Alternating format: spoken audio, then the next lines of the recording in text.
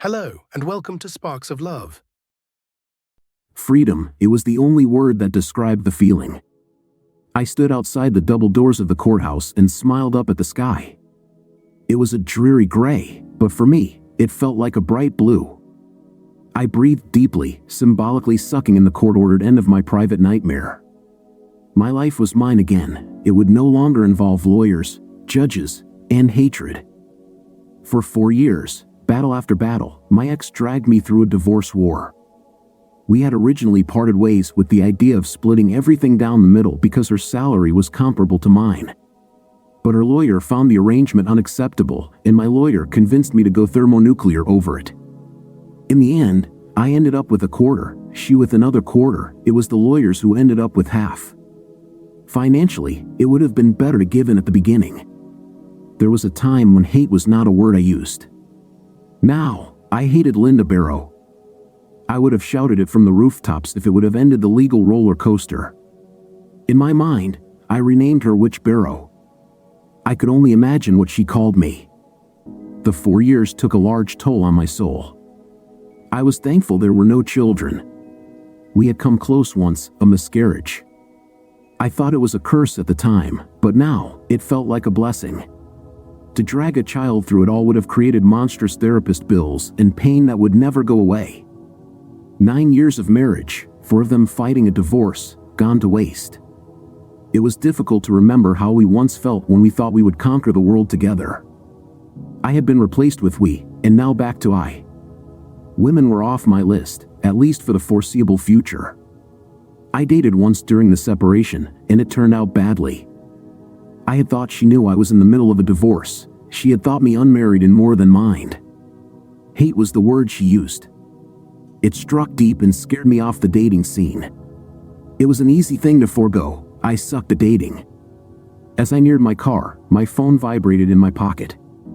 It was Carl, a good friend, one of my true compatriots who had suffered with me these last 4 years. He hated Witch Barrow almost as much as I did. Intellectually, I knew it was more of a dislike on his part, but he spoke hate for my benefit, and I loved him for it. "Are you Barrowless?" Carl asked when I said hello. Completely, and legally, I answered with a swagger in my voice. I had not felt this happy in years. It was almost worth the 4 years of hell.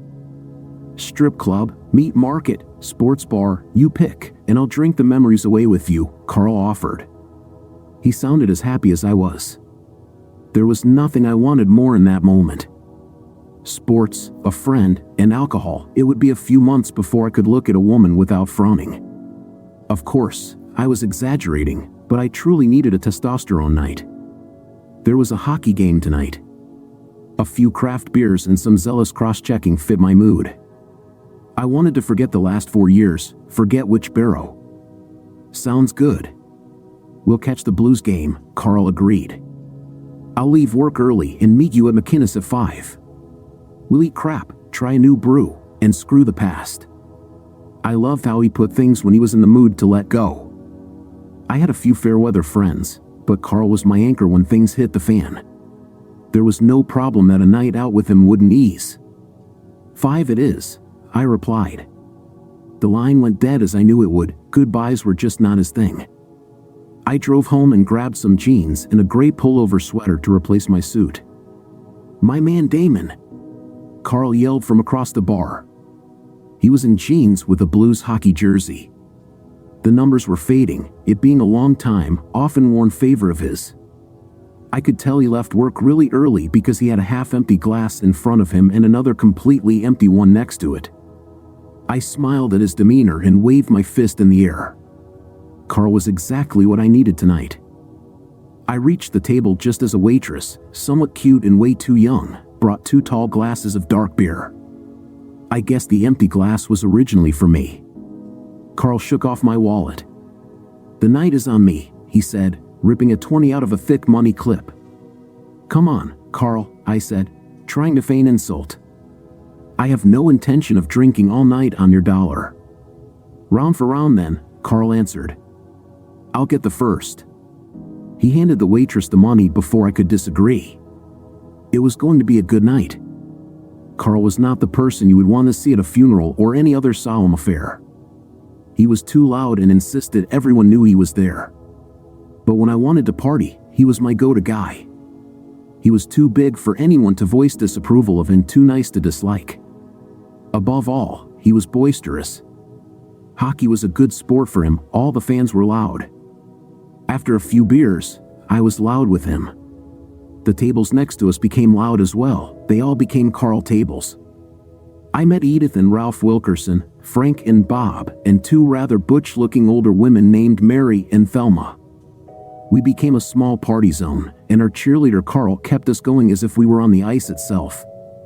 Bad calls were his favorite, unless they were against the opposing team. I found myself, as I fully expected, joining in his complaints and high-fiving around the party zone when we scored. Carl only spilled one beer that night, a miracle if there ever was one. The man could not speak without waving his arms around, and tall beer glasses were just asking to get dumped. I was wearing some of the beer on my leg. It was pretty wet, but not so much that I wanted to leave. We stayed well after the game ended. "How does it feel to be single again?" Carl asked as ESPN took over the screens, showing some soccer game from the other side of the planet. "Like a huge weight has been lifted," I said, taking a long draw of some wheat beer. I'd lost count of how many we'd had. I had no idea what the name of the brew in my glass was anymore. It was sweet after all the dark beer we had chewed our way through. It didn't matter, I would finish it anyway. "That's why I never married," Carl said, tapping his glass against mine. I wasn't going to point out the obvious to him. He had been living with a woman, Deborah, for over 6 years. They were married in all but the legal sense. She let him have a night out every week, knowing he wouldn't stray much past stuffing a few dollars in a stripper's G-string. I took another sip of my beer, wondering how you find such a tolerant woman. Linda was never tolerant, that was for sure. I shook my head to remove Linda from my brain. I was supposed to be forgetting her. "You sure you don't want to run to the east side and throw some dollars away?" Carl asked. I could see it in his eyes. He wanted an excuse to go stuff some G-strings. "Next time," I answered. Linda had sucked that desire out of me. I felt guilty not paying him back for celebrating my divorce, but I just wouldn't appreciate it tonight. I just want to sit here and forget the last 4 years. I waved the waitress over. The beer in my glass only had a few minutes left. "What's the next one on the list?" I asked the waitress. "You guys went through all 10, she answered. "Unless you want to start on the lights." I looked at Carl, and his eyebrows raised. "We don't drink piss," we said in unison. We laughed, an old joke between us that was lost on our waitress and anyone else in the world who wasn't us. I knew we had had too much to drink, so we did the only thing we could do. "We'll just start at the top again," I said, and Carl smiled and tipped his empty glass to me. The waitress rolled her eyes and headed off to get us another pair of brown dead eyes. I was feeling no pain. "I don't want to hate her anymore," I slurred slightly to Carl when we were halfway through the list the second time. My mind was functioning slowly, but my emotions seemed real enough. "It's over," Carl agreed. "Let her go. You shouldn't hate anyone." I think that was Carl's whole philosophy on life, don't hate anyone. "But I still don't like her." "Nah, she dragged you through the mud," Carl agreed. "Just don't hate her. It's not her fault she's a witch." I lost it there, a fit of laughing took over, and Carl joined in. I tried to stop when it struck me that Linda probably had a friend telling her it wasn't her fault because I was an a-hole. That brought on a private bout of laughing. I had definitely had too much to drink. It was Carl who made my stupor happy instead of sullen. It was sad, really. Linda and I had loved each other once. There was no reason but human idiocy to move to hate, some strange desire to find fault not our own, and in time, making it our own. No, I would not hate Linda, the witch barrow. I would move to indifference. It was over, and hate would only hurt me more than her now. "Carl," I said with drunken truth, "I love you, buddy." We clinked glasses, and for some reason, they didn't break. We definitely hit them hard enough. I drained my glass and ordered water. It was time for a little detox. I thought carefully about getting into my car. I had stopped drinking almost an hour ago and was fully hydrated. I walked a straight line when no one was looking and didn't stumble. I probably shouldn't have gotten behind the wheel, but I didn't feel impaired. I had no trouble selecting the unlock button by feel on the key fob. Having to struggle to unlock the car was usually the sign that indicated my mind was off. I started the car, pulled out my phone, and synced it with the onboard system. I rolled through a bunch of songs until I found Jewel. Sometimes you just need a sweet voice to soothe you. Her voice always left me craving more, like a book you wished wouldn't end. She filled my car with sweetness as I backed out of the parking slot and entered traffic. Carl had fixed me again. My heart was lighter, and with the end of the divorce, I felt excited about the future. I turned down Travis Street going west and passed my next turn. I had a desire to just drive and let the music fill me. I wrapped myself in the private little world of my car, my mouth moving in sync with the words of "You were meant for me." So much for testosterone. I smiled at the irony. I missed the green at Garnet Road, a rather long light. I stopped and closed my eyes for a moment to fully enjoy the song. Jewel ended, and the randomizer screwed up and started Magic Carpet Ride, not what I desired at the moment. I needed a mood phone, one that could sense that Steppenwolf was not what I needed. I looked down at my phone to readjust the selection list. I was thrown forward hard. The sound of crushing metal vibrated through me as my seatbelt cut hard into my chest. My forehead clipped the steering wheel before I realized what had happened. My car was now half into the intersection, and a dark SUV with its left headlight and grille caved in was sitting on my rear end. My head hurt, and Steppenwolf was still blaring. I turned off the engine and engaged the hazard lights. I stumbled out of the car, my head swimming through molasses. The light was green, came the voice of a woman. I blinked long, trying to get my bearings. She hit me, I thought.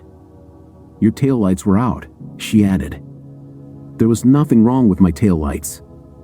I walked to the back of the car, and both were a shattered mess.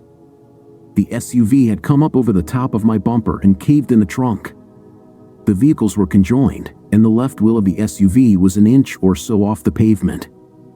There was nothing wrong with my lights, I said, trying to remain calm. The taillights were both out now, smashed beyond recognition. Only the left rear blinker seemed to be working. They were out, and the light was green, the lady insisted. I looked up into her scrunched up eyebrows.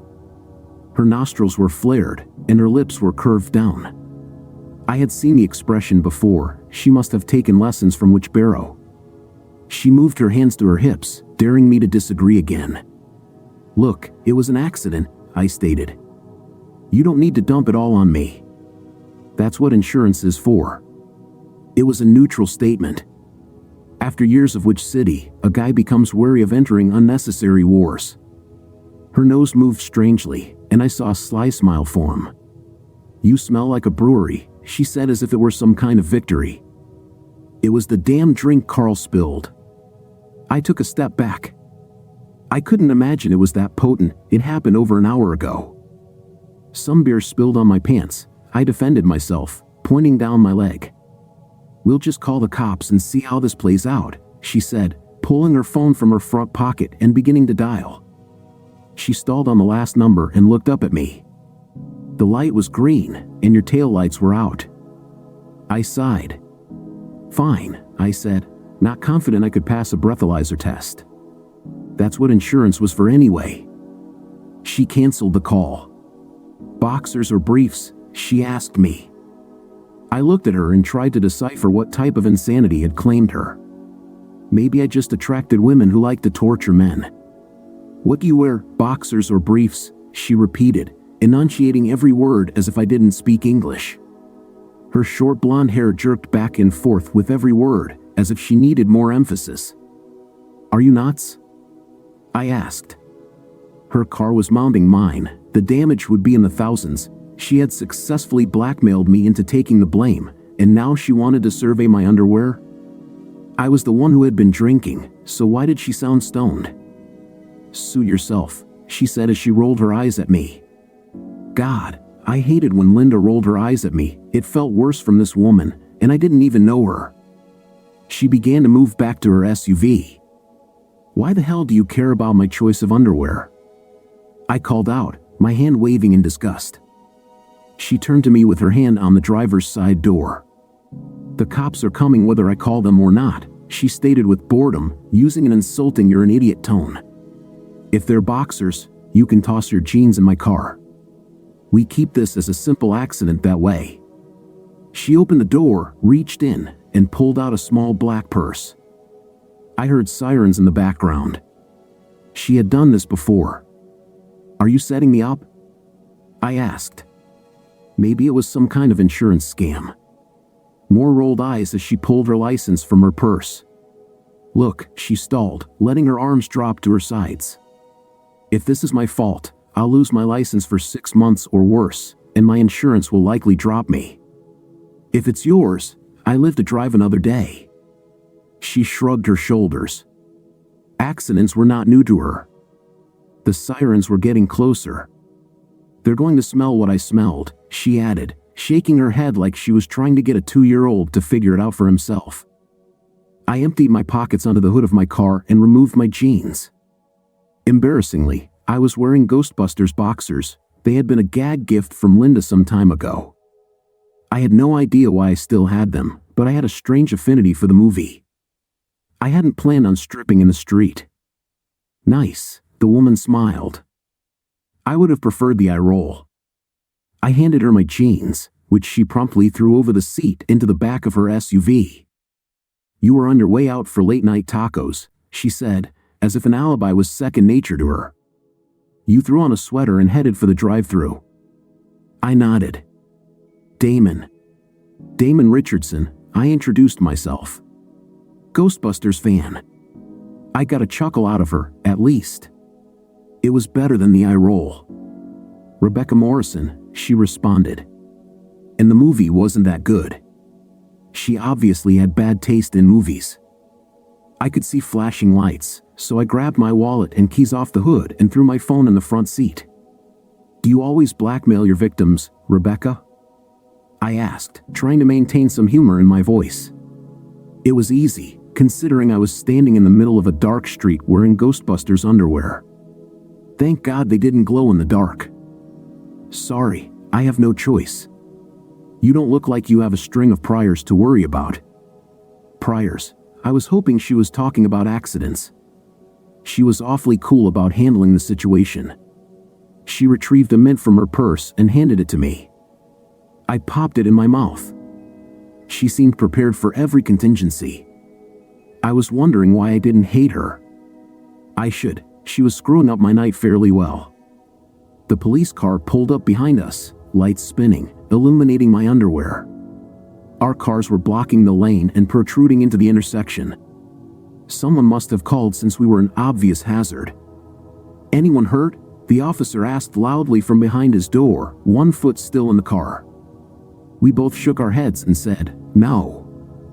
"I'll be with you in a moment," he stated, ducking back into his car and shutting the door.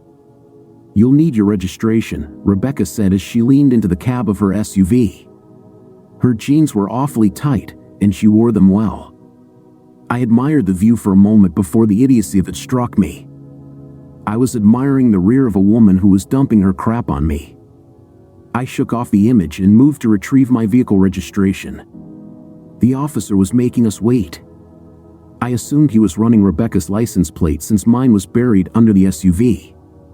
I leaned against the trunk of my poor car and waited. "So, do you drink a lot on weekdays?" Rebecca asked as she moved closer to me. I assumed she felt as exposed as I did in the rolling police lights. I wasn't sure if I wanted to share my life with her. I didn't peg her as a nice person, but I was a little exhausted with disliking people. "It was a celebration of sorts," I answered. "I usually don't drink much at all." I gave her too much information. "Birthday?"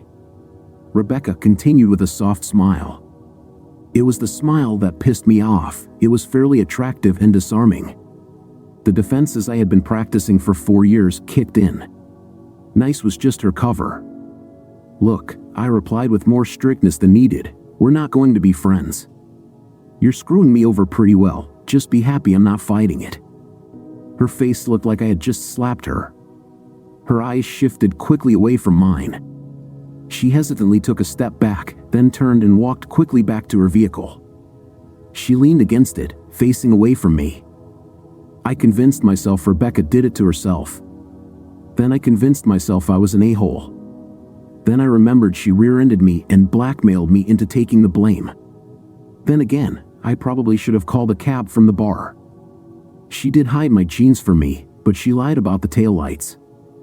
I had no idea if the light was green. I was looking at my phone. I settled on the smile. No woman would smile like that unless she was trying to pull one over on me. I assigned her 90% culpability and accepted 10% as an a-hole. At least she would know I wasn't a complete sucker. The officer climbed out of his squad car and adjusted his Stetson. He tilted it forward, then adjusted it slightly left and right. I sensed he was rather full of himself. He came forward toward Rebecca, so I began to approach. "Stay with your vehicle, sir," the officer commanded with his hand raised. "I will speak with her first." I didn't like the idea of Rebecca talking without me. The story would get garbled between us. That, and I had kind of told her to screw off. I wondered if a sobriety test was in my future. The officer and Rebecca had what I considered a rather long conversation. I couldn't hear any of it, but I did see her gesturing to me and my car, then pointing down the street. She nodded a few times and shook her head in response to some questions. I saw what looked like pleading, then resignation. She turned away from the officer and put her hands behind her back. She looked over at me and mouthed, "I'm sorry," as cuffs found her wrists. I had never seen someone I knew get arrested before. I started moving forward but was held back by the officer again. "Stay with your vehicle, sir. I will be with you in a moment." He led Rebecca back to his car and placed her safely into the back seat. I figured I was next. She must have mentioned the beer. Why else would she be sorry? But why would he arrest her? I stood in the road like an idiot in my Ghostbusters boxers. "Mr. Richardson?" the officer queried as he approached, reading my name off his notebook. "Yes." "I'm going to need to see your license, registration, and proof of insurance," the officer stated. He pulled a metal clipboard in front of him, accepted my documents, and placed them under the clip. "I should be able to give you a report in 15 minutes and get you on your way. There are tow trucks on the way." He walked to the front of my vehicle to get my license plate number. "Why did you arrest Miss Morrison?" "She's operating on a restricted license," the officer said, never looking up from his clipboard. "To and from work only." He moved forward with a flashlight to read my VIN number through the windshield. "She will be charged with reckless driving for this accident. That, and violating her court restrictions, puts her in the felony category." He looked up at me. "Sit tight for a few moments while I run your information, and I'll get you a copy of my accident report for your insurance company." "You don't want my side of the accident?" "It won't be necessary," the officer responded. "Miss Morrison has taken full responsibility for it. Texting while driving causes more of these than you know." He shrugged his shoulders and headed back to his vehicle. He stopped halfway and turned. "I would like to know what you're doing in your underwear." I had a taste for tacos," I fumbled. "I was just going to go through the drive-thru. Didn't figure I would get in an accident." "No one ever does." He nodded with a half grin and continued on his way. I looked at the police car but couldn't see Rebecca inside. I realized I had hurt her when I snapped at her questions. I was feeling guilty. She was taking responsibility. Damn it, she was responsible. The smile was real, though. I knew that now. She could have played the DUI card on me, but she had the gall to apologize. 10% her fault, 90% pure a-hole for me. I should have just driven straight home. The tow trucks arrived, 2 large flatbeds with winches to pull the vehicles aboard. I watched as the 2 drivers separated the vehicles by bouncing themselves on my rear bumper. Somehow, I had figured it would have been a more technical solution. I retrieved my phone from the car before Ralph, the driver of the truck that would take my car, loaded it onto the flatbed. When both vehicles were loaded, they did a quick sweep of the street to collect the shattered remnants. The officer returned just as the tow truck drivers were finishing. Here is a copy of the initial report. Miss Morrison's contact information, insurance, and the contact information for the owner of the SUV. I have stapled my card on the top if there are any issues. She doesn't own the vehicle? No, the officer answered. I don't have the insurance details on the vehicle yet. He handed me my license, registration, and insurance card. What's going to happen to her? I asked, gesturing to his vehicle with my head. Miss Morrison will be taken to county, the officer responded. She'll spend the night and probably post bail in the morning. I felt horrible. I knew I shouldn't, but I did. I misinterpreted the smile. I had to try to forget it wasn't my fault she rear-ended me. Why did I feel so guilty about her going to jail? It was the Barrow effect. I had assumed she was a witch like my ex. Now all I saw was desperation followed by surrender. I made her surrender. I would have felt better about myself if she had remained a witch. Then, at least, I wouldn't blame myself for the accident I didn't cause. Ralph drove me and my car back to his garage business. It was a small shop with a large fenced-in yard containing a dozen wrecked vehicles, all in a line. Mine extended the line. I called my insurance company while he unloaded and arranged for a rental for the next day. Carl, red-eyed and sleepy, picked me up and drove me home. He found my state of dress very humorous and worth the trip out in the dead of night. I was sure the story would be repeated loudly for many years to come. It was nearly lunchtime. I had been in meetings all morning and could barely keep my focus. Not that many meetings needed focus lately. Most of our gatherings at work were to allow people to tout their current achievements and feign the need for input. This morning, I actually attended a meeting to schedule more meetings. Thus was my life at Bradford Insurance. I was paid well to design and optimize databases, mostly query optimization, a topic that always thrilled at parties. The work had become easy over the years, almost non-thinking. I was good at it and found it like riding a bike. It was everyone else's ignorance of the subject that allowed me a nice bi-weekly income. There were only two things in my life that disturbed my comfortable tedium. One was driven by the witch. No, cross that off, Linda Barrow. That was over now. The other was the accident of the previous night. It had my mind drifting during the meetings. I still was not sure how to measure my a-wholeness. I was unable to force myself to accept that none of it was really my fault. Rebecca brought it on herself. Every time I thought about it being her fault, I'd see her smile.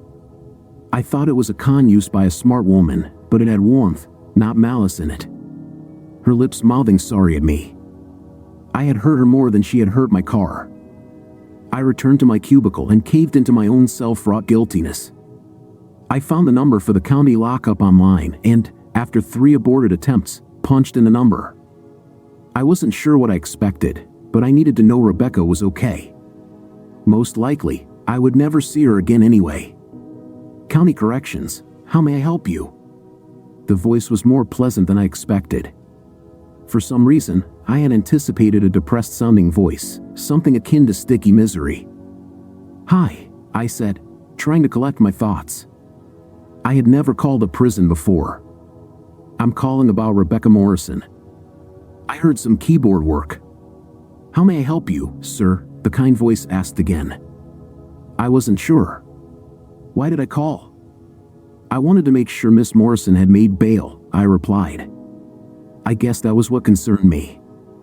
I wanted to ensure everything wasn't as grim as it appeared last night. No, sir, the voice responded. Miss Morrison is still here with us. Crap. Why did I call? It made me feel worse, not better, as I had intended. I sighed and decided to sink deeper into the quagmire. May I speak with her? I can take a message to her, sir, the voice, clearly practiced in these requests, responded. She will have to return your call. I wasn't sure she would return my call. No, thank you, I replied and hung up. I took a deep breath and stared out my window. A phenomenal view of the parking lot greeted my eyes, though I didn't really see any of it. It had taken me 7 years to wrangle a cubicle next to a window, and now I just took it for granted. It wasn't my fault, I told myself as I stood. This is really stupid, I muttered under my breath as I got into my car. I'm a stupid idiot, I reminded myself out loud as I pulled into the county lockup. I would like to post bail for Rebecca Morrison, I told the clerk at the gated window. The waiting room, if that's what it was filled with plastic chairs they must have sourced from the DMV. They were lined up in 2 rows as if there would be a lot of people waiting. I was the sole person there.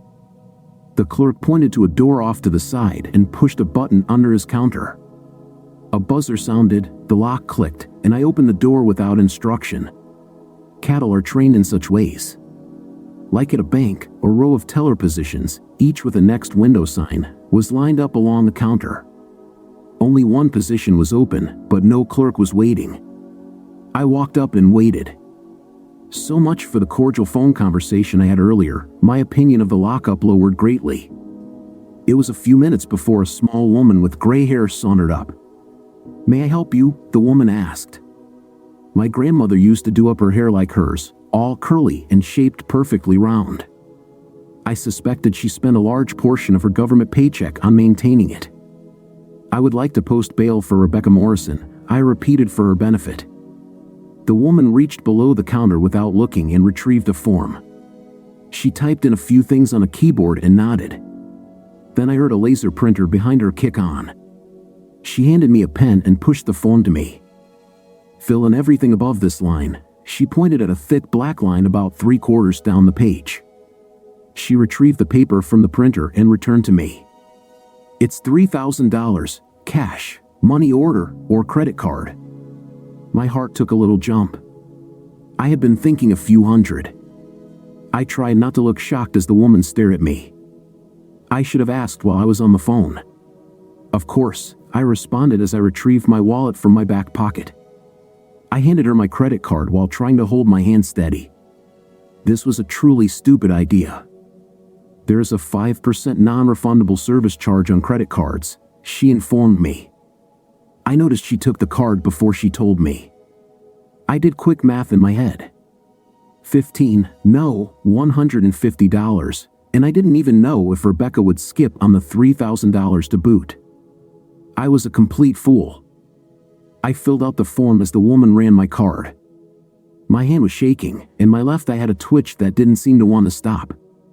Name, address, phone number, in relation to the imprisoned. I was not sure what to put on the relation line. Friend seemed inappropriate since I had clearly told her I wasn't. Certainly not family. Acquaintance seemed the most likely, then I smiled and wrote victim. Screw it. I had to sign at the bottom to attest that I understood the bond would be forfeited if Rebecca failed to show up at any of her appointed court appearances. I was committed, so I signed. The lady returned, had me sign a charge receipt, stapled it and the paper from the printer to my form. She took an official stamp, inked the bottom of the form, and signed it. She lifted the form and looked at the sheet from the printer. "Please take a chair in the waiting room," she pointed to the door I had entered. "Miss Morrison will be with you shortly." She turned and walked to a small room where another clerk was busy with a pile of papers. That was the quickest $3,000 I had ever spent. I returned to the waiting room and sat on one of the plastic chairs. It was 20 minutes before a buzzer sounded and a door farther down the room opened. Rebecca exited slowly, her eyes red, her blonde hair disheveled. She had not slept well. I stood and began to worry about what I would say. I had no good answers for why I would stupidly help her. "You paid my bail?" She had stopped walking and stood about 10 feet away from me. I could see concern in her eyes. Maybe she thought I expected something. It felt wrong. I answered poorly. "I don't know why, but I didn't want you to spend the day in there." Her head tilted slightly as she considered what I said. "You will go to court, right?" I added. My $3,000 still weighed heavily on my mind. I think it was the wrong thing to ask.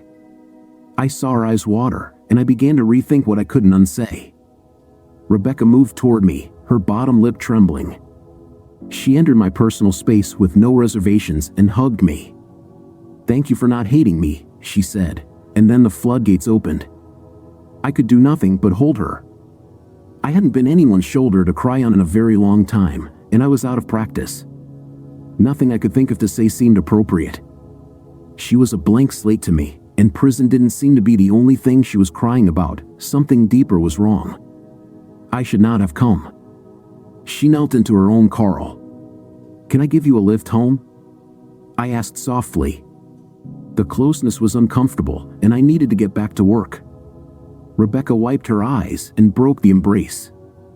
The absence of her arms around me was strangely disconcerting. Maybe I shouldn't have spoken quite so soon. "I'm sorry for last night," Rebecca admitted, her remorse evident in her hazel eyes. I was desperate and not thinking clearly. I'm not normally a witch. She gave me a half smile, a weak, non-confident smile that wrapped her apology.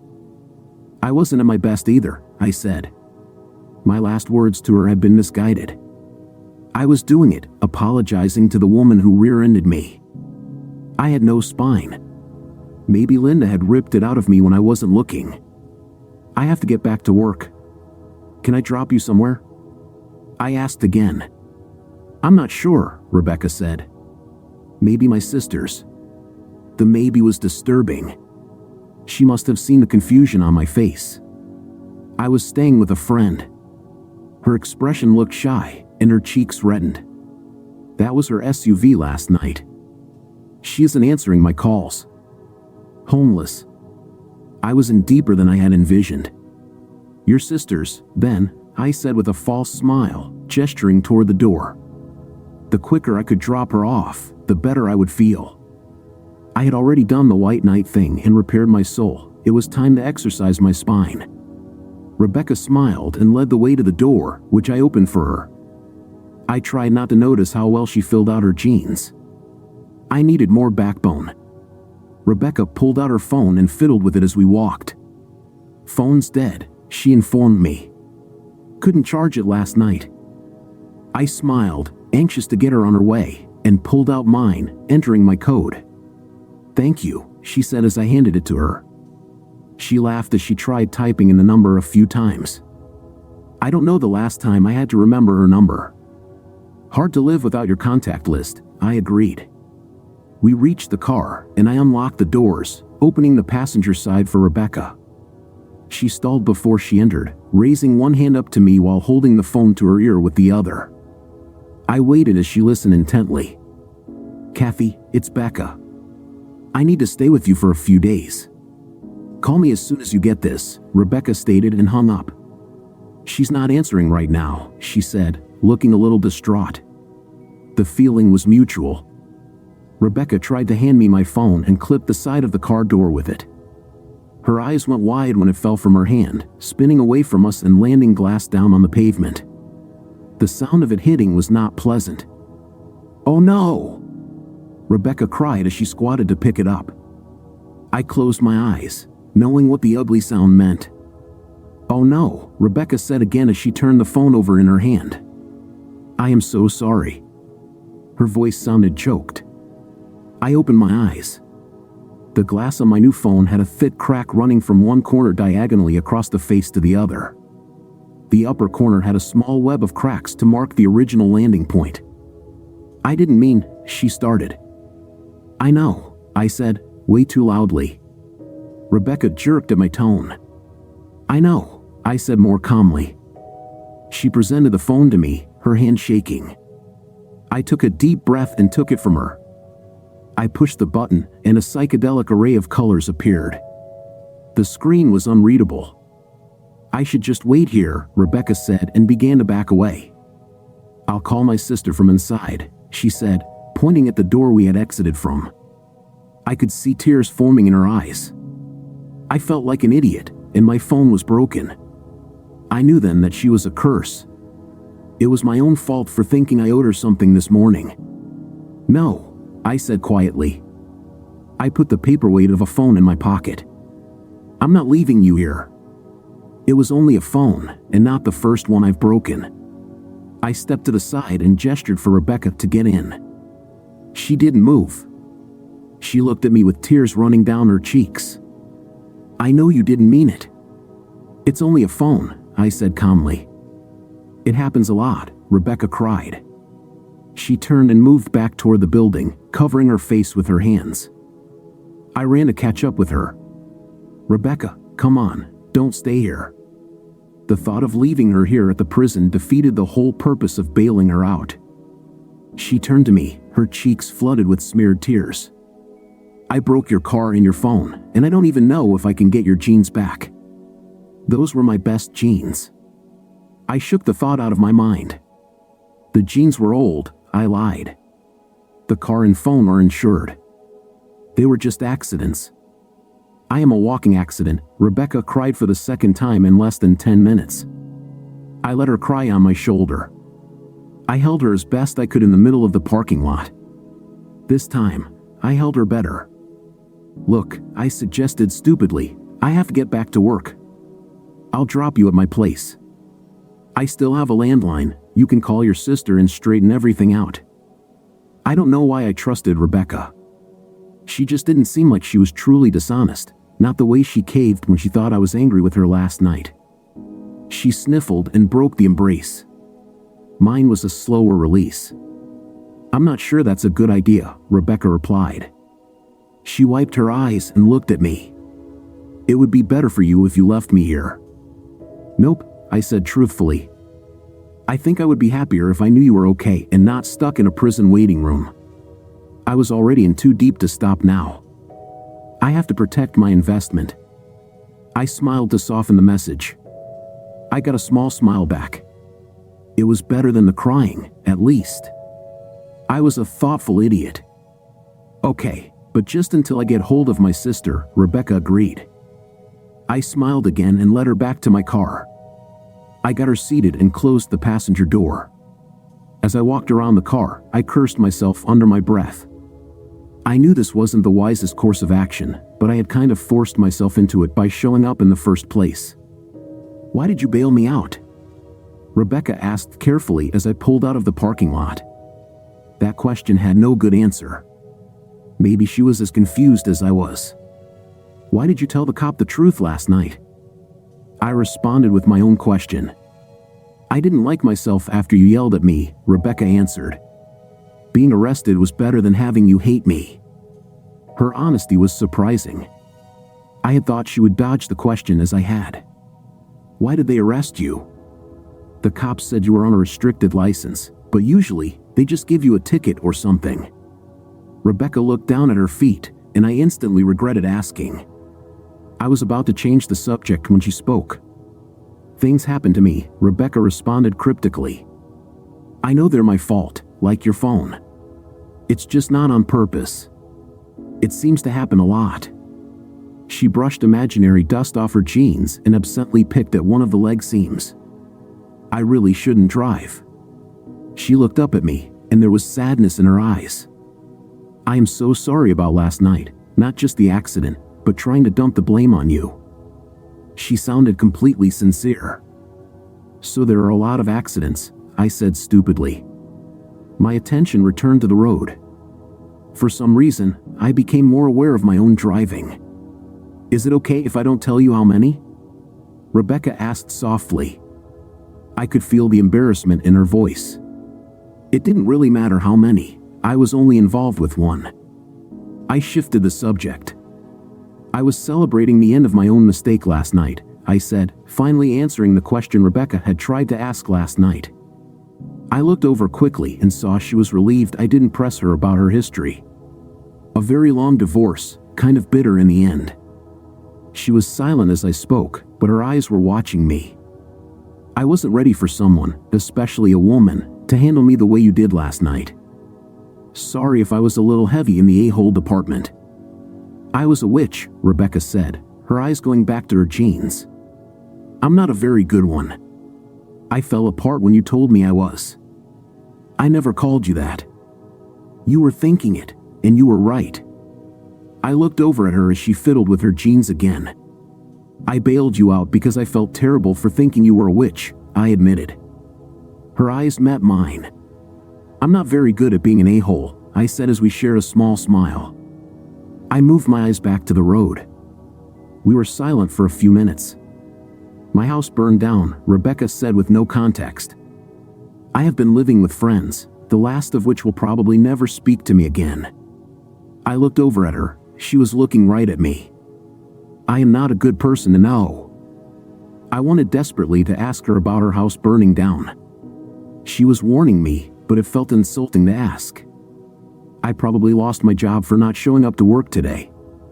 The best thing that has happened to me in years is the guy I rear-ended bailing me out of jail.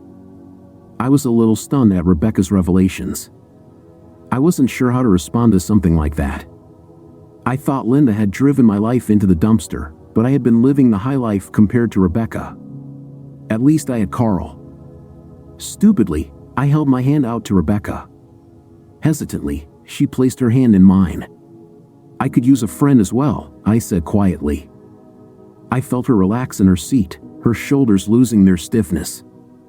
I wasn't as loud or friendly as Carl, but I could at least be present. Her hand felt good in mine. I was reluctant to remove it when I had to make a turn. I pulled into my driveway and prayed silently that my house wouldn't burn down. You have a nice home, Rebecca said, as if it wasn't a good thing. She looked frightened. She was beginning to scare me. I shook it off. I wasn't going to fall into believing in luck, good or bad. She was basically a good person who had a string of bad things happen. It couldn't go on forever. My house was small, a bachelor pad in style. It was 30 years old and partially remodeled. It had an open kitchen bordered by a counter with stools where I usually ate. Beyond the counter was a great room with a flat panel TV, a fireplace, and a set of eclectic, comfortable furniture. There were 2 bedrooms, one basically an office now, and a single bathroom with a shower. Off the garage was a small mudroom that housed the smallest over and under washer/dryer appliance I could find. Anything larger, and I wouldn't have been able to open the door to the garage. That is beautiful, Rebecca commented as she moved away from my pride and joy. Against the wall opposite the flat screen, I had a large 210-gallon saltwater aquarium. It had taken me years to figure out how to deal with the salination and waste issues. Now, it was as perfect as it could get. I had given it a light blue rock bottom with natural and fake coral seemingly growing in odd directions. The fake coral created niches the smaller fish loved to hide in. It was bathed in soft light that gave the whole room a warm bluish glow. Swimming slowly on the bottom, my lionfish sauntered along, its colorful dorsal fin waving slowly. The tank and its care were what kept me sane during the divorce. It was like a soothing movie that never stopped. My claim to fame, I said with a proud smile. That's Masa swimming along the bottom. Rebecca gave me a strange look. So I like cartoons. Sumi, I said, smiling. Rebecca smiled, a very pleasing smile. I grabbed a pen and paper on the kitchen counter. I wrote down my office number and, thinking wisely, wrote down my home phone for her. Here's my office number, and this is the number here, I said as I pushed the paper toward her. I'm already late, so feel free to look around. There should be something in the fridge and clean towels in the closet next to the bathroom. Help yourself, but please call or leave a note when you leave so I know you're okay. Rebecca smiled at me, sat on a stool, and looked at my note. Thank you so much, Damon. I'm glad it was you I ran into last night. It was meant well but sounded terrible. She lost her smile and looked at me with concern. You know what I meant. If I had to run into... I know, I laughed. The feeling is mutual. There was that wonderful smile again. I'm late, I reminded her as I hurried out. Thank you. Rebecca shouted again as I left. I was late to work, driving a rental, my phone was shot, and my best pair of jeans were lost. I had known her for less than a day, why didn't I hate her? More meetings. I barely made it to the first on time, and another had been added to my schedule during lunch. At least the second didn't have me staring at a useless PowerPoint presentation. I actually earned my keep during the last meeting. A large batch query some fool devised was taking too long to execute every night. I looked it over, devised an index, broke it into 2 queries, and brought it down to a 30-second job, not bad for processing a couple of 100 million rows. To me, it was a no-brainer. To the guy who coded the initial query, I was a lifesaver.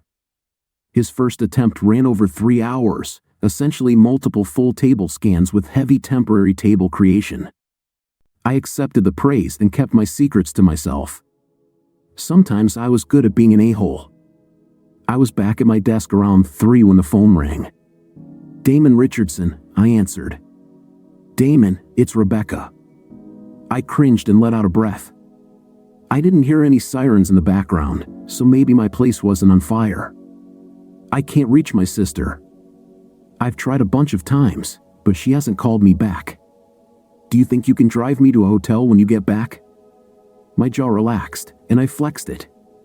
The idea that she was still at my house wasn't a bad one. In fact, it was kind of nice. "Why don't you make dinner and spend the night?" I offered. "In trade, I have 2 bedrooms." "Dinner?" Rebecca responded.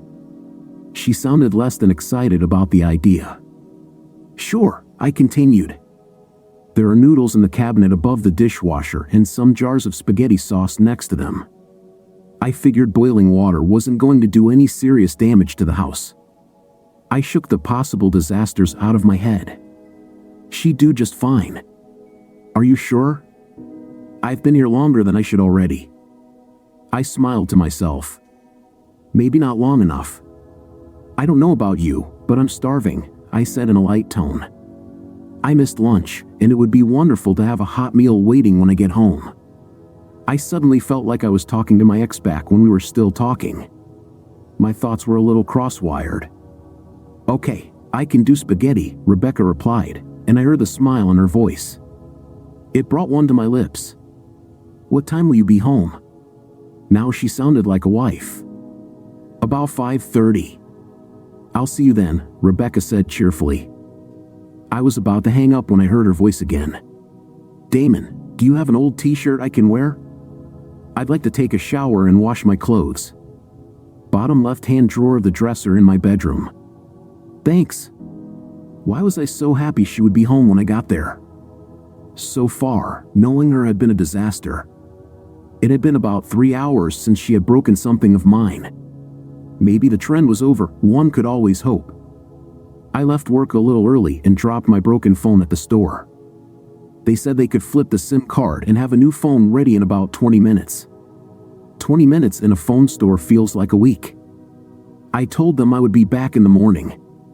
For the price I pay for the warranty, you'd think they would have a phone ready and waiting just in case. When I entered the house, my nose was greeted with a heavenly scent. It was spaghetti, but not the kind that comes out of a jar. This smelled like it had flavor. Rebecca was smiling when I entered the kitchen, looking simply wonderful in my Stay Puft Marshmallow Man t-shirt. I had to laugh as she modeled it with a little twirl. It was a little short but covered all the basics. "I found your spice rack," Rebecca said proudly. I gave the sauce a little kick. "Smells wonderful." Nothing seemed to be broken, and there were no flames. Not that I really expected damage, but it was just nice that there wasn't any. "Is that bread I smell?" "Yep." "Hillbilly bread," Rebecca said, then peeked into the oven. It was obviously not done yet since she closed the door and went back to stirring the sauce. "Hillbilly bread?" I had to ask. Rebecca looked at me and smiled. "Regular white bread, a little butter, garlic salt, and sprinkled with cheese. It tastes good with spaghetti. I think that's what's filling the house with that smell. Ingenious. My sister made it for me when I was young," Rebecca said as she peeked into the oven again. This time, she grabbed an oven mitt and pulled out a pan of toast. It was golden brown with yellow running through it. She flipped off the oven, which I took as a very good sign. "I think we're ready. What do you want to drink?" "Why not wine? I have a few bottles and never have a chance to drink them. There are some wine glasses above the stove." I realized the problem with my statement as soon as I said it. Rebecca turned and reached high to open the cupboard. In my mind, I saw broken glass on the stove as she went on her tiptoes. I almost said something, but then my eyes shifted. Broken glass no longer concerned me. If you took sexy, mixed it with adorable, and painted it blue, it wouldn't come close to the exposed tush I was looking at. The t-shirt had ridden up, and half of Rebecca's tight butt was exposed, neatly covered by baby blue panties.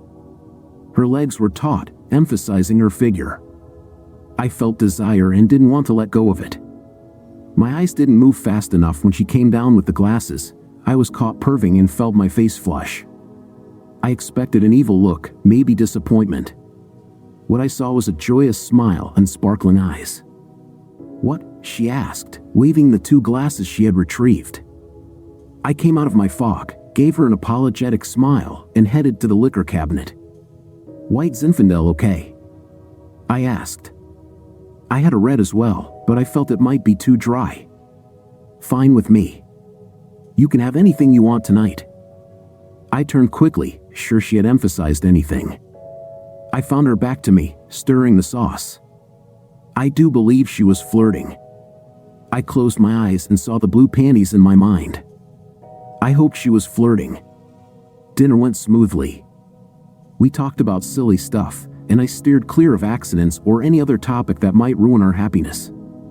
I hadn't had a pleasant night with a woman in years. I found it warming and comfortable. I had missed that feeling. Linda had done more damage than I first realized.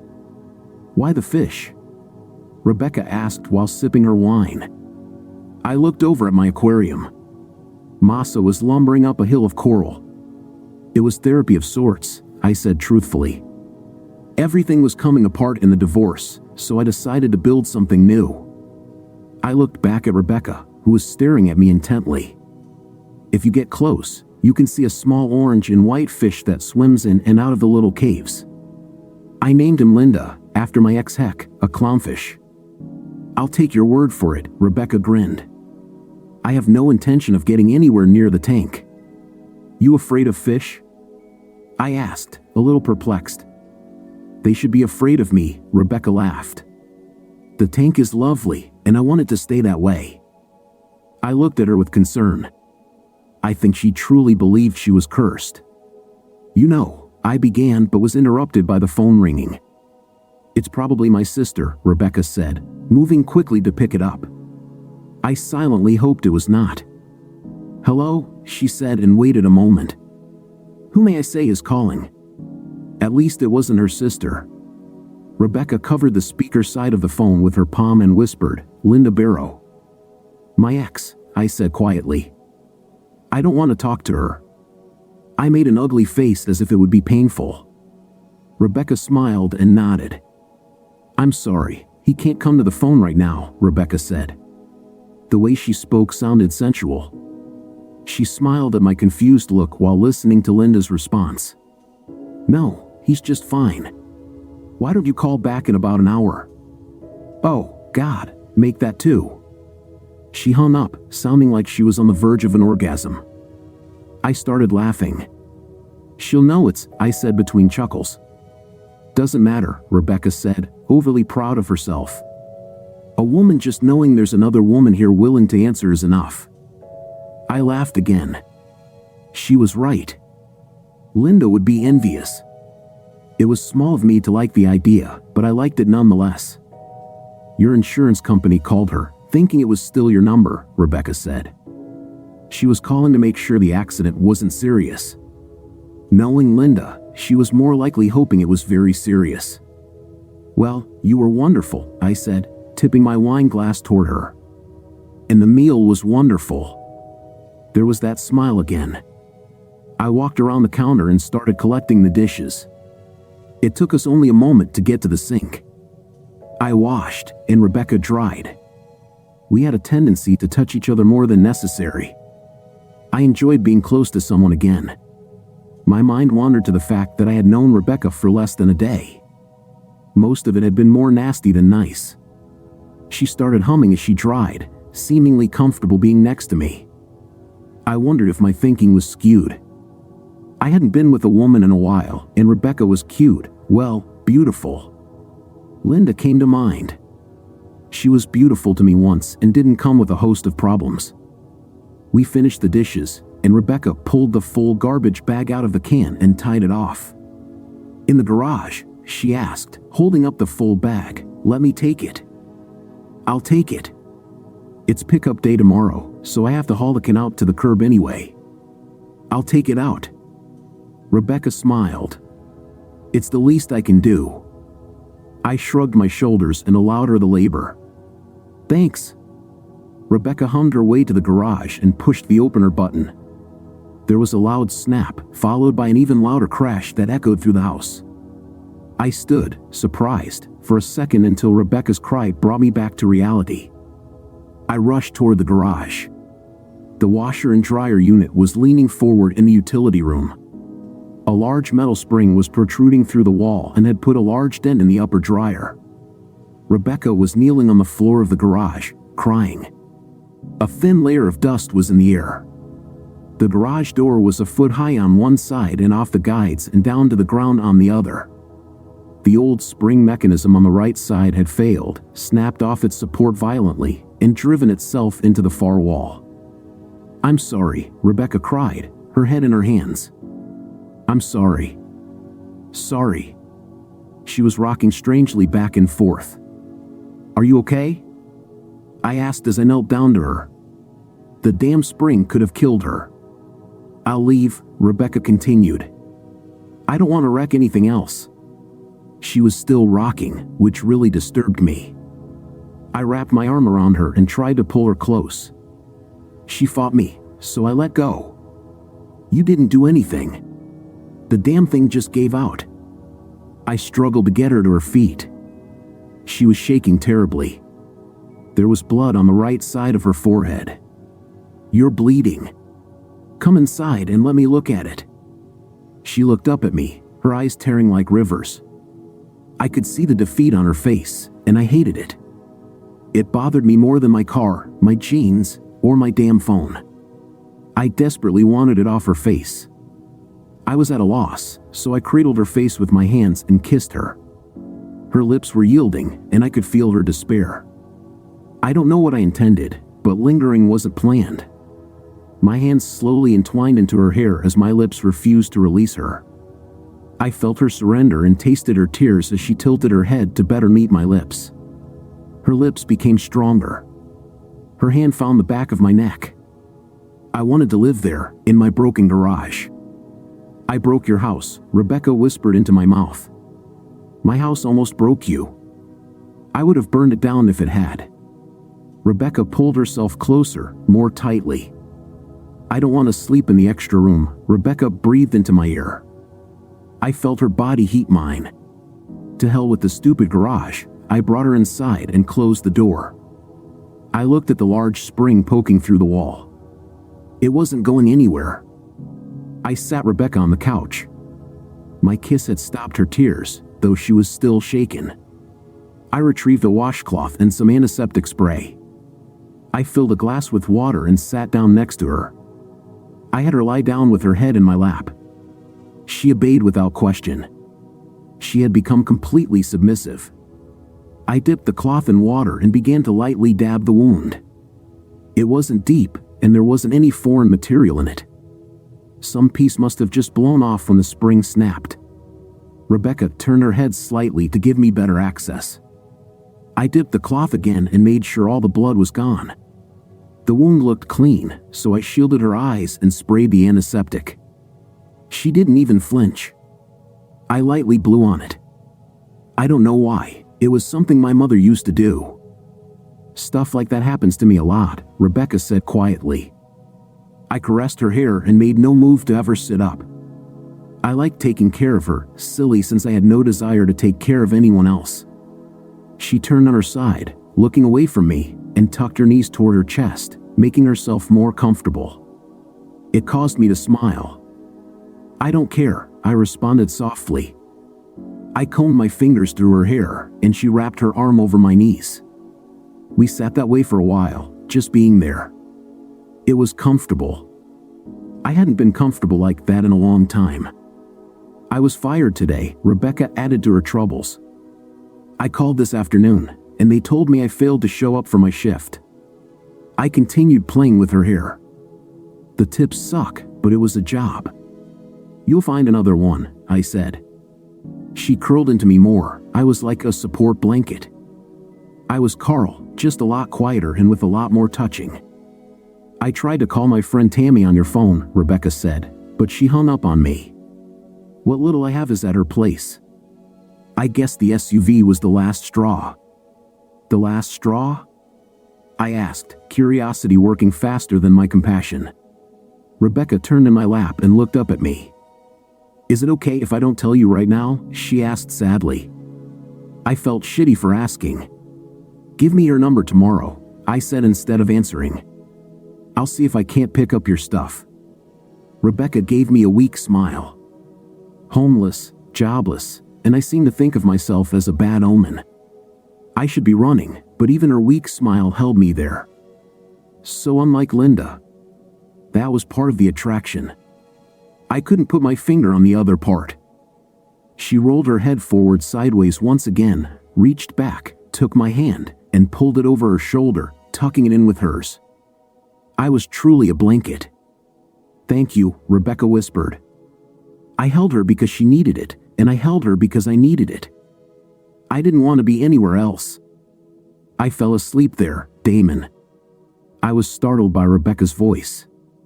I opened my eyes to her wonderful smile. She was still in my lap, though she was now completely on her back. She reached up and wiped the side of my mouth. I had been drooling. I lifted my head groggily. Sorry, I said and wiped my lips with the back of my hand. I couldn't feel my legs, they were sound asleep. What time is it? Rebecca lifted her head and looked over at the clock above the fish tank. A little after 2. Let's move to your bed. I nodded. I tried to stand, failed, and just straightened my legs to let the blood back in. My brain was still not fully awake. She stood and held out her hand. I took it and stood slowly, then moved my head around, stretching the kink out of my neck. She moved behind me, her hands kneading my neck. I leaned into it. Our bed is over here, I said, walking slowly, trying not to separate from her hands. I heard a small giggle. I shut off the lights and walked by memory into my bedroom, Rebecca following closely behind, her heavenly fingers working my muscles.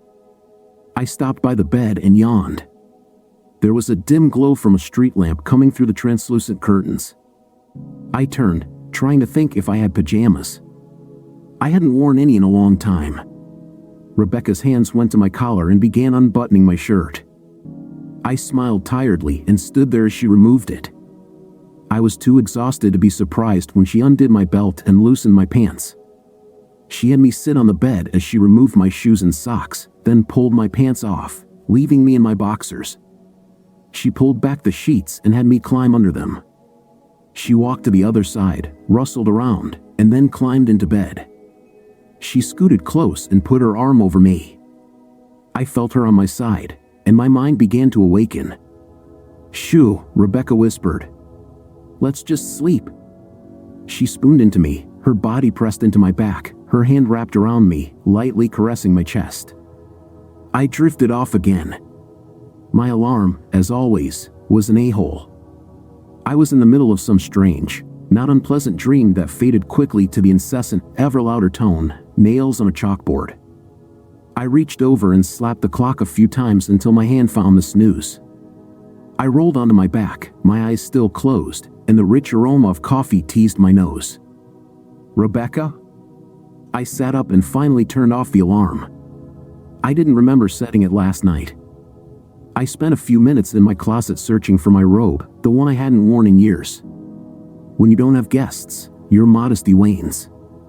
I gave up after a cursory search and put on last night's pants and pulled on a t-shirt. The mirror told me my hair was in serious need of a brush. I ignored it and followed the scented trail of Java.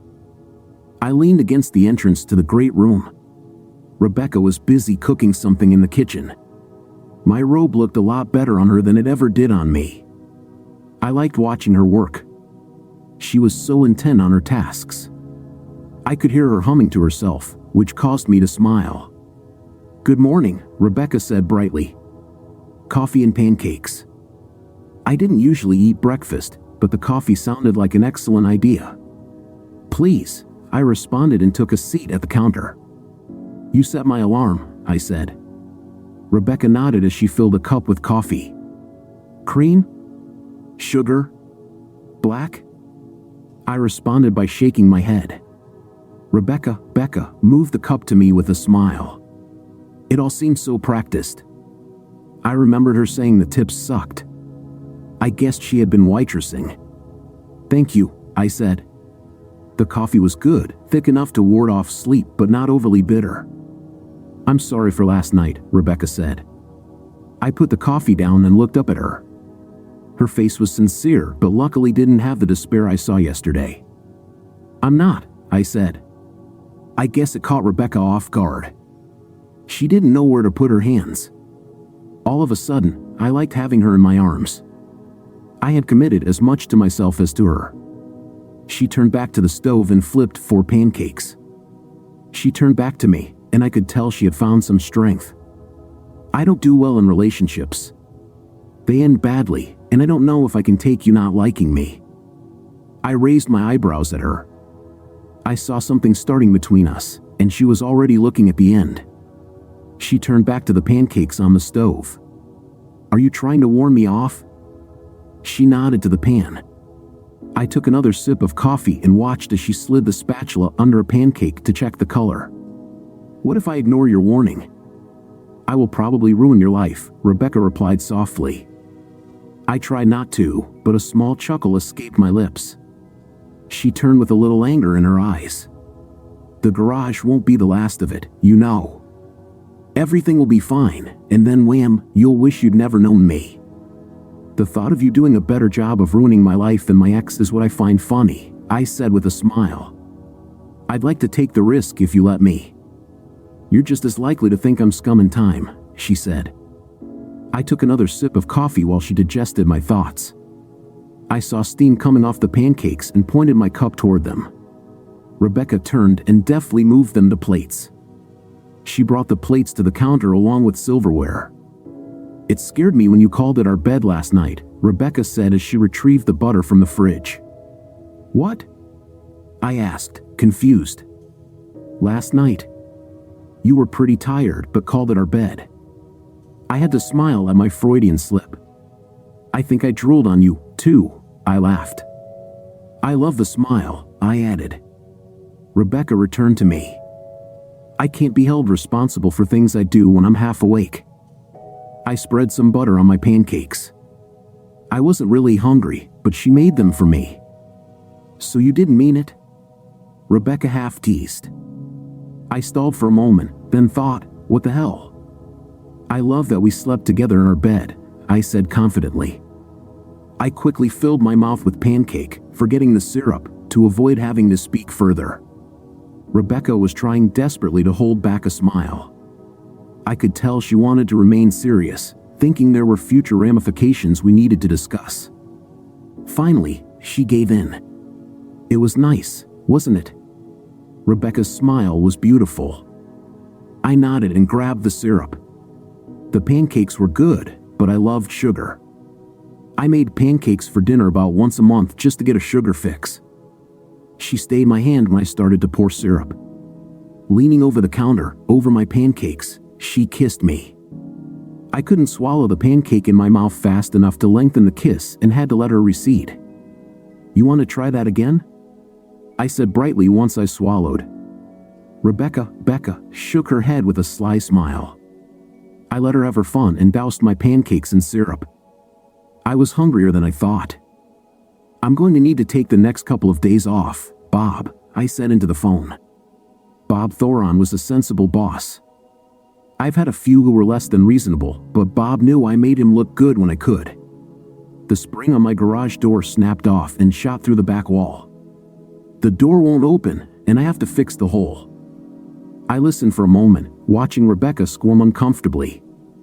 I think she thought I was risking my job or something. Sure, I can do that Monday, but I want Susan there. Last time she left me in the dark more. Okay, see you Monday. I hung up and smiled. Day off for the weekend? Rebecca asked. They just let you leave like that? No notice? Of course, I responded casually. Stuff happens that people have to deal with. Rebecca must have had some really shitty jobs. They'll just take it off my PTO hours. I'll get paid for the time off one way or the other. I opened the phone book and glanced through the yellow pages looking for a local garage door company. Hansen's overhead door is really good, Rebecca said. I glanced up and saw her cheeks redden. I've had a few that needed fixing, she said sheepishly. I smiled to soften her supposed shame. Hansen it is, then, I said as I found them in print and called. When I described the problem, they knew instantly what the issue was and were quite familiar with it. I was told they would be out within the hour with a new torsion spring assembly to replace the old extension spring system. I passed this on to Rebecca, who still seemed to think it could only have happened to her. We spent the next hour working the spring out of the wall. It was an awfully greasy thing. We scooted the washer and dryer into the great room to create some room to work. It took only a second for the spring to find its way into the wall, but 15 minutes to get it out without tearing half the wall down. It wanted to catch on the drywall every step of the way. Since it went in at an angle, it also weighed a lot more than I had expected. In the end, I had a nice big gash in my drywall. I guess I should be happy it didn't take out a stud. Hansen's was very efficient. They disassembled the door, reset the guides, built a frame to hold the torsion spring assembly, and rehung the door. In the middle of it all, I got my rental car out of the garage. The door was slightly misshapen in the lower left corner, but it was a garage door and you couldn't see the problem from the road, so I decided to live with it. It's bent, Rebecca said sadly as she looked at the door. You can only tell from up close, and it's not that bad, I said. You almost have to know what happened. It was an old house and deserved to look lived in, I said. Rebecca shook her head slowly and then headed inside. I think she would have preferred if there were no sign of the incident ever having occurred. I looked at the door again, and now the crease was all I could see. When I chased down Hansen's team before they pulled away, they told me someone from sales would call about replacing the door or just the panel if they could still get the same style, which they doubted since the panels were as old as the house. I suspected I needed a new door. Rebecca, I told you once I was inside, I have them pricing a new door. She looked at me with a funny expression. You did that for me? You thought it looked like crap, I said. I looked again and agreed. I thought she would be happy about it. Why did I just ask for a new door? I could have lived with the dinged one. It did look bad, but... I thought you were going to live with it, Rebecca added. You didn't like it, so I decided to replace it. Are you trying to impress me? Rebecca asked, with a challenging tone that confused me. I think she was trying to pick a fight over fixing a bent door. I really didn't want to argue over the damn door. Yes, I guess I was, I said firmly, putting my hands on my hips. Rebecca smiled as she moved closer, her eyes sparkling with a mix of curiosity and warmth. I'm impressed, she said, leaning in to kiss me. This time, I was ready. I gently pulled her closer, our lips meeting in a tender, lingering kiss. The connection was deep, and I could feel her heartbeat sync with mine, a warmth spreading between us. Oh, Rebecca breathed as she stepped back slightly, a bit surprised. That was more than I expected. I sensed that she needed a moment, so I softened my touch, resting my hands gently on her hips, wanting to keep the closeness without rushing things.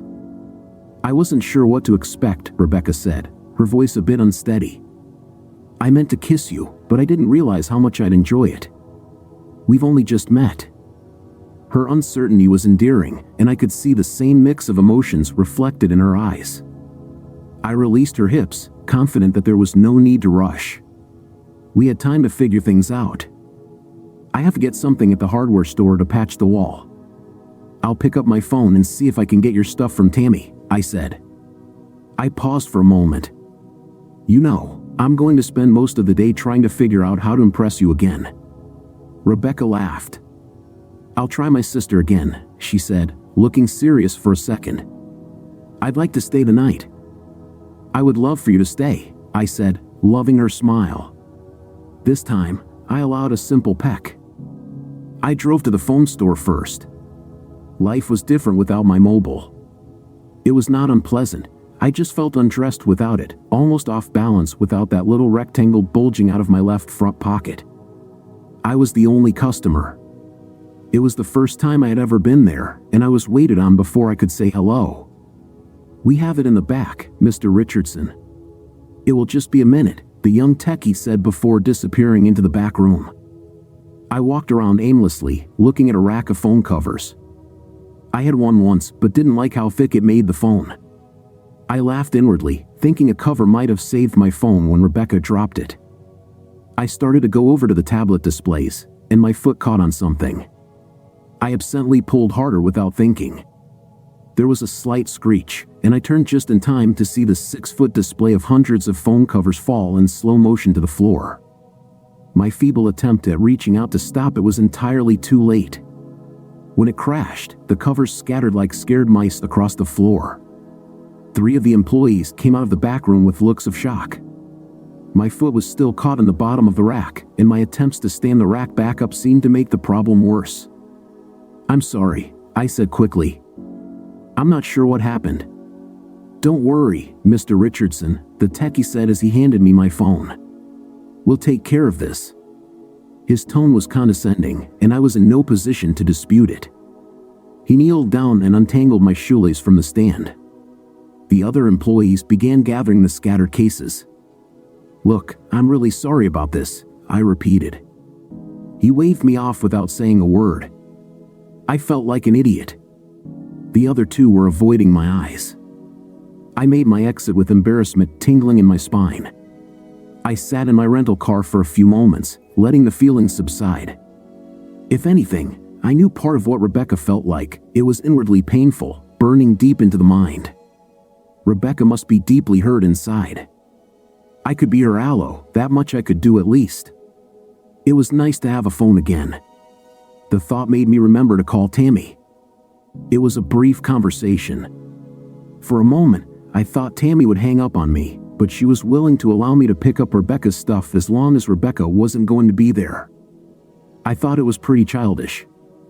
I intended to tell Tammy once I had Rebecca's stuff loaded. I got the address and disconnected politely. Tammy lived in an apartment complex. She had a place in the back on the 4th floor. It was a gated establishment with a guard out front who insisted I show an ID to enter. I smelled money, though I thought it was a waste of effort to fence out the world. I parked in a guest spot close to the door the guard indicated would be best. I had to speak into an intercom before Tammy buzzed me in. Tammy was a heavy woman, not the kind who would need a 2-plane ticket, but someone who really liked her meals. She spent a lot of money on her hair, the type that is curled and then glued in place on the top of her head. It looked like her dirty blonde hair wouldn't have moved in a hurricane. She was much older than Rebecca, but what surprised me was her kind smile. "How is Rebecca?" Tammy asked. I wasn't ready for the question. I suspected the "he's her now, get out" message had upset her. I answered truthfully. "She wants to talk with you about it." I wanted to add a small tidbit about human decency, but her kind face was too disarming. "Yeah, it's kind of unlike me," Tammy responded. Kathy thought it best not to encourage Rebecca to rely on me anymore. She knew I'd cave if I talked with her again. "Kathy?" I asked, surprised. "What kind of situation is going on?" "Kathy, her sister," Tammy explained. I couldn't reach Rebecca's cell 2 nights ago after the insurance company called, so I called Kathy. Something sounded wrong, but I let it sink in and followed Tammy into what looked like a guest room. The apartment was bigger than my house. It looked like she had paintings on the wall worth more than my house. "These 2 boxes are hers, and those 3 suitcases," Tammy sighed. "Not a lot to show for her life." She shook her head slowly. The fire kind of sapped the drive out of her. I grabbed the first box and headed to the door. "Here, this will let you back in," Tammy said, slipping her key card into my back pocket since my hands were full. I loaded the first box into the trunk and returned to the apartment. "So, Kathy said you shouldn't talk with Rebecca anymore?" I asked casually as I went for the second box. She thinks Rebecca needs a lesson in self-reliance, Tammy said, nodding. Rebecca has had a rash of incidents, and people keep bailing her out. I'm the worst of the bailers.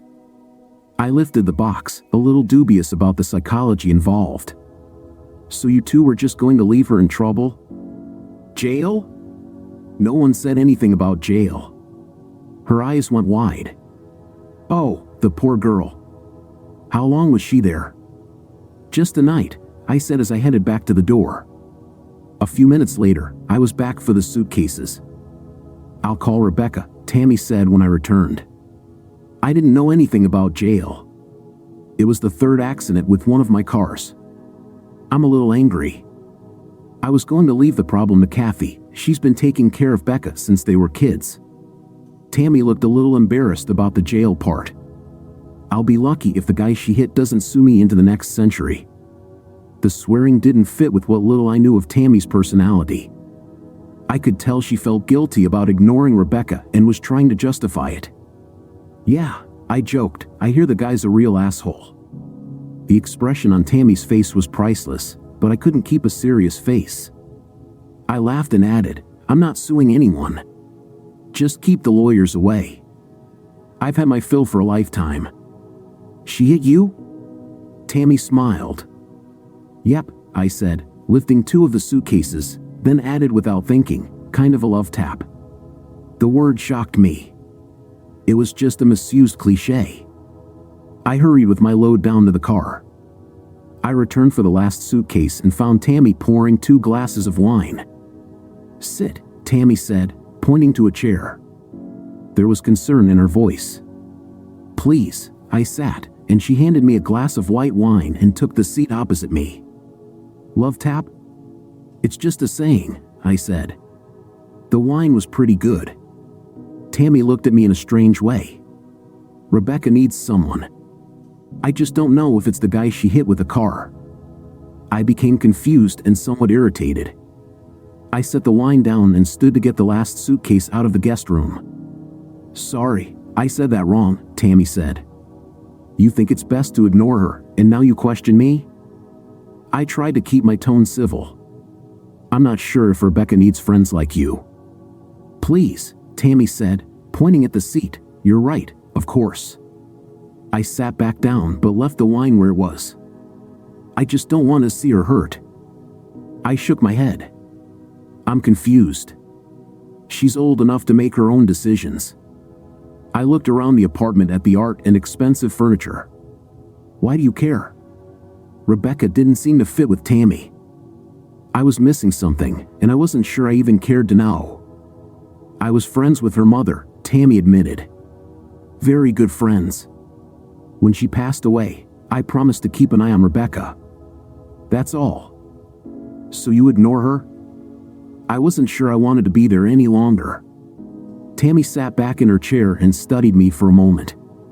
What do you do for a living? Tammy asked, ignoring my question. Excuse me? I said as I stood again. I think I'll just finish loading and be on my way. I had no idea why she switched to interrogation mode. None of it made any sense, and I decided I would prefer ignorance. I moved to the guest room and retrieved the last suitcase. I handed Tammy the key card as I was walking out. Please don't hurt her, Tammy said as she took the card. It was a plea, a desperate one. I looked into her eyes, which were wetter than they should have been. I almost reminded her again that she was the one doing the hurting but thought better of it.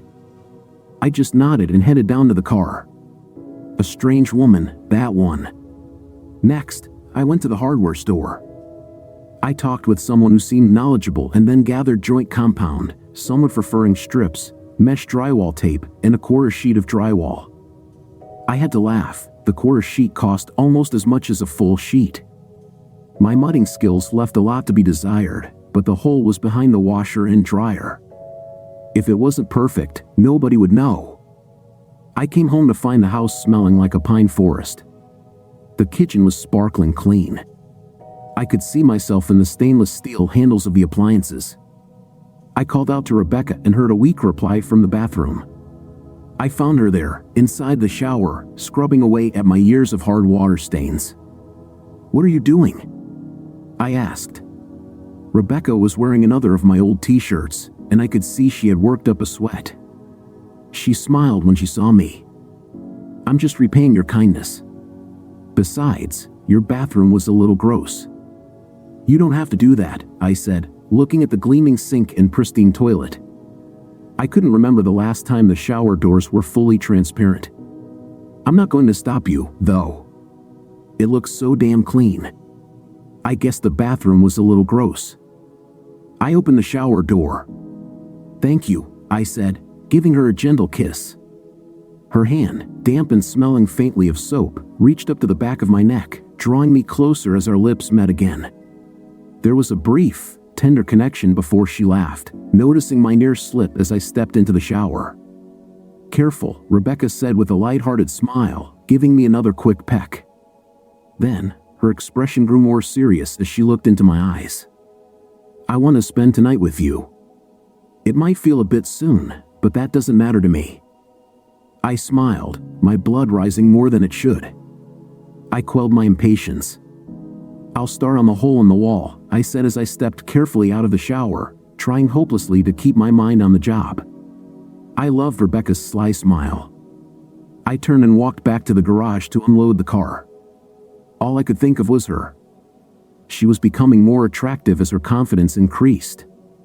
I kept trying to imagine what was under that t-shirt. I wondered if her panties were still blue or if she had changed to another color or none at all. My mind was a sewer, and I wanted so much to wallow in it. I measured the hole and cut a rectangular piece of drywall to cover it. I placed the piece over the hole and traced around it with a pencil. I used a handsaw to enlarge the hole to fit the piece perfectly. I cut 2 furring strips a little taller than the hole and screwed them to the inside of the drywall on both sides of the hole, thus building a frame to attach the piece. I put the piece in the hole and screwed it to the furring strips. I was overly proud of my work. "You've done this before?" Rebecca asked, coming up behind me as I was working. "Nope. The guy at the hardware store told me how to do it. I won't even tell you what I was planning before I talked with him." "Looks professional," Rebecca complimented. I put mesh tape around the seams where the drywall patch met the wall. The phone rang. It was finally Rebecca's sister. "No, Kathy, I'm fine." "No, I am staying here tonight," she said, looking up and smiling at me. I knew what that smile meant. "Damon Richardson?" "No, he picked me up yesterday." Rebecca's eyes rolled as she talked. "It's not like that." "No, well, HEK, kind of." "The guy I rear-ended?" "No." Rebecca brought the receiver away from her ear and gave me a frustrated "I currently dislike my sister" look. Rebecca listened for a moment longer, then covered the phone with her hand. "She wants to meet you," she whispered. I shrugged my shoulders and nodded. "Okay, sure." Rebecca continued with her conversation.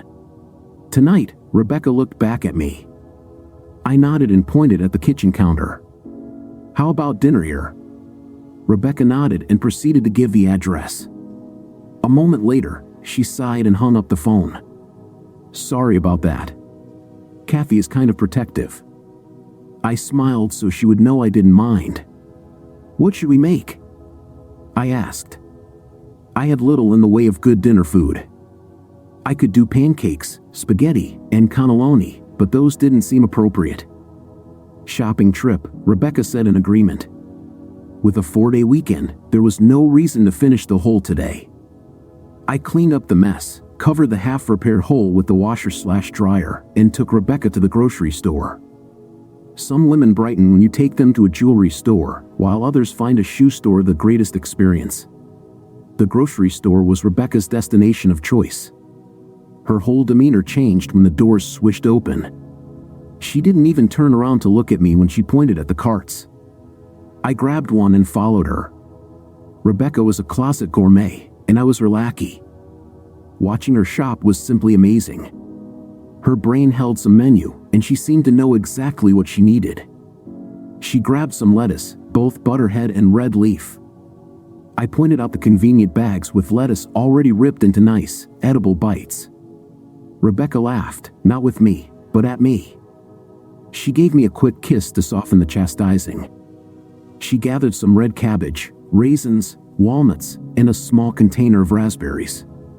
Not the iceberg and ranch I was used to. I always liked raspberries, so I was going to remain open to the strange salad concoction. We picked up a 2B sirloin tip roast. She added keen pepper and olive oil to the cart. I was informed I already had the other necessary ingredients at home, though I don't think she meant we had to go back. Back to the salad dressing aisle, it seemed we had forgotten red wine vinegar. I was busy reading the vinegar label, wondering why it was so special, when I felt a pair of arms circle me from behind. A pair of happy lips kissed my neck. "Thank you," Rebecca said softly. "For what?" I asked, hoping she wouldn't let go of me. "Everything in allowing my sister to come for dinner," Rebecca whispered. Her lips tugged on my ear, and her hands caressed my chest. I almost dropped the vinegar. I tried to turn in her arms, but she released me and took a step back with a devious smile. "You teasing me?" I warned with the best intentions. "Yes," was all she said, though her eyes made promises. The story continues in the next video. Link to part 2 in the description of this video. Thank you for watching and for your likes.